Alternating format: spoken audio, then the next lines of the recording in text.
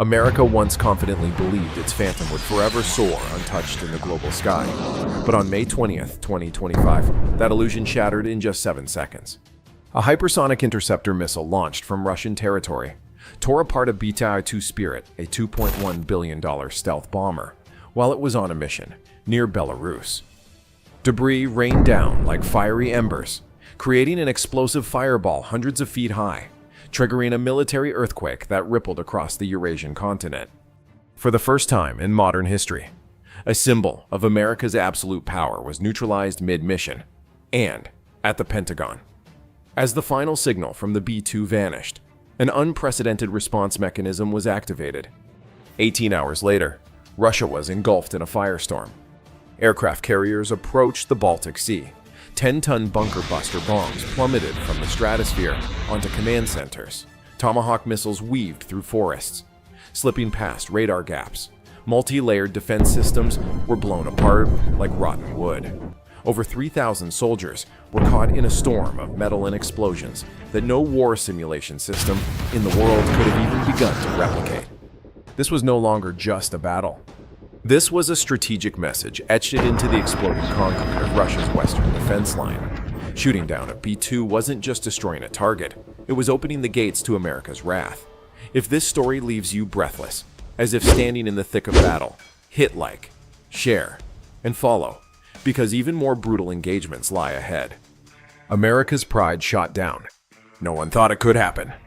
At 6:42 a.m. on May 20th, 2025, a B-2 Spirit bomber, the U.S. Air Force's $2.1 billion pride, was shredded in the sky near the Belarusian border by a Russian anti-air missile. No warning, no distress signal. Just a brilliant red flash blossoming in the stratosphere, followed by a massive fireball. Like an early sunrise, turning everything within a 10-kilometer radius into hell. The B-2, designed to be undetectable, had been detected and destroyed. The impossible feat was accomplished by the advanced S-500 Prometei air defense system, deployed to the Smolensk region just 5 weeks prior in a move analysts called strategically defensive. But no one anticipated it would be activated in a real combat scenario and against something considered invincible.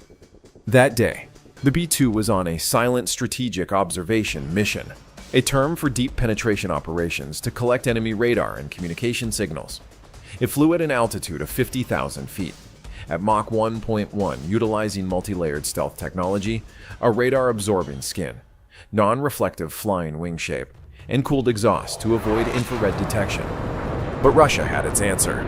The 4-person S-500 crew, 2 technicians, 1 commanding officer, and 1 electronics officer detected a feint. Blurry interference. 470 kilometers to the west. Data from the 90 Wayland 6A phased array radar was quickly relayed to the processing center, where an AI algorithm issued a warning: target probability stealth aircraft, reliability 92%. In less than 7 seconds, the 77N6N1 missile launched from an underground bunker near Bely, accelerating to Mach 14 times the speed of sound, almost impossible to intercept. The missile followed a lofted trajectory into the stratosphere, then locked onto its target with a dual electro-optical seeker, positioned by the temperature differential from the American aircraft's engines. At an altitude of 4,300 feet, the missile directly impacted the B-2's right wing. The sound of the explosion was heard over 40 kilometers away, debris scattering like a rain of molten metal, creating a vortex of fire hundreds of meters long before disappearing into the forest near Vitebsk. Local witnesses described the sky just ripped open. Then there was a brilliant orange glow, twice the size of the sun. The fire spread to the nearby forest, requiring 12 Belarusian fire trucks to intervene. Windows of residential buildings shattered within a 3-kilometer radius. But the terrifying part wasn't the material damage. It was the symbol that had been shot down. Targets locked. The B-2 God Spirit bless the wasn't Republic. merely an aircraft. It was The America's night lit up statement with to the strobing world. flashes. When we act, no one sees us. They only see the consequences. Throughout 30 years of operation, that Phantom had never been damaged in combat. Now, with a single launch, a button press from a Russian radar station, that myth was torn apart for all the world to see. At the Pentagon, the operations room of U.S. Strategic Command went on red alert. One advisor exclaimed, "No way, they just shot down our B-2." And if they can do that, anything is possible. A door had opened, and beyond it lay an abyss of war that no one dared enter, except America. A counterattack with the weight of a god. Just 32 minutes after the B-2 Spirit stealth bomber was shot down, the entire Pentagon erupted in the emergency meeting room. Senior generals stared at satellite screens. The image of the burning B-2 wreckage in the snow-covered forest appeared vividly, its weak positioning signal then fading out. No one spoke much. They understood this wasn't just the loss of an aircraft, but a direct blow to America's pride. At Naval Station Norfolk, Virginia, the aircraft carrier USS Gerald R. Ford immediately went into combat readiness. The colossal ship, valued at over $13 billion, along with 4 cruisers, 6 destroyers, and 2 supply ships, rapidly headed toward the Baltic Sea. Near the Russian border, on the flight deck, the roar of F-35C and F-A-18 Super Hornet fighter jets ripped through the sky, along with E-2D early warning aircraft circling overhead simultaneously. From Whiteman Air Force Base, Missouri, 4 B-21 Raiders, the most advanced stealth bombers, quietly departed the runway. They carried GBU-57 bunker buster bombs, weapons weighing over 13 tons, capable of penetrating 60 meters of concrete and exploding deep underground like an entire skyscraper. The USS Gerald R. Ford, the most expensive aircraft carrier in U.S. naval history, led the strike group close to the border with Kaliningrad, the closest point of contact between NATO and Russian territory. Accompanying the Ford were 6 Arleigh Burke-class destroyers, 2 cruise missile cruisers, 3 Virginia-class submarines trailing from the south, and 4 supply ships that had completed fuel distribution the previous afternoon. On the aircraft carrier's deck, F-35Cs were successively pushed into catapult positions, each engine roaring in the flashing red lights, like a countdown to a nightmare. Beneath the sea, 58 vertical launch tubes opened almost simultaneously. Tomahawk Block 5, the most modern cruise missile, exited its launch tube at supersonic speed, activating its turbofan engine to maintain an altitude no higher than a 10-story building. Its Turcom guidance system integrating 3D terrain maps, military GPS, and an infrared seeker allowed it to veer close to forests, skim over lakes, and loop around hills. Every flight path was pre-programmed to penetrate enemy radar networks. As Tomahawks began to swarm Smolensk, from the air, 4 B-21 Raiders and 2 B-2 Spirits approached western Russian airspace at altitudes exceeding 60,000 feet. Their composite, radar-absorbing outer shells and integrated flying wing design resulted in such faint return signals that no system had enough time to analyze them properly. They carried the most powerful penetrating bombs, the GBU-57AAB, weighing 13,600 kilos each, specifically designed to destroy command bunkers and facilities hundreds of meters underground. When dropped, these bombs didn't explode on the surface, they burrowed straight into the earth before erupting like artificial volcanoes. From underground launch wells in Poland, Lithuania, and Romania, mobile launchers opened. 30 Pershing II's medium-range ballistic missiles upgraded with hypersonic glide vehicles streaked into the sky like silver meteors, climbing straight to the stratosphere, then folding and plummeting at Mach 8, with a mere 3-meter margin of error. Each warhead found its target using a self-correcting algorithm. Russian air defense systems activated urgently. The 96L6TL radar operated at maximum power, and S-500 and S-400 launchers began sending interceptor missiles skyward. On the ground, Panzer SM automated cannons fired, creating a dense steel net. 30mm rounds ripped through the night sky like an inverted rain of fire. But Tomahawks skimmed the ground, B-21s were out of sight, and Pershing IIs fell from the sky like meteors. Each defense point could only fire for 4-6 seconds before losing tracking capability. At Smolensk's military-industrial facility, Number 3 AHSM-ER missile slammed into the main administrative building, detonating reserve ammunition inside. The explosion created a 250-meter high pillar of fire, destroying the adjacent building. The aftershocks rattled geological sensors in Latvia. In the fields outside the city, radar and antenna debris began to fall like a rain of molten metal. The Western Military District's satellite communication station was completely shut down after being hit by 3 consecutive cruise missiles. Each missile struck the power center, causing the control circuits to burn brightly, spreading throughout the building in seconds. The cycle of destruction lasted nearly 2 hours.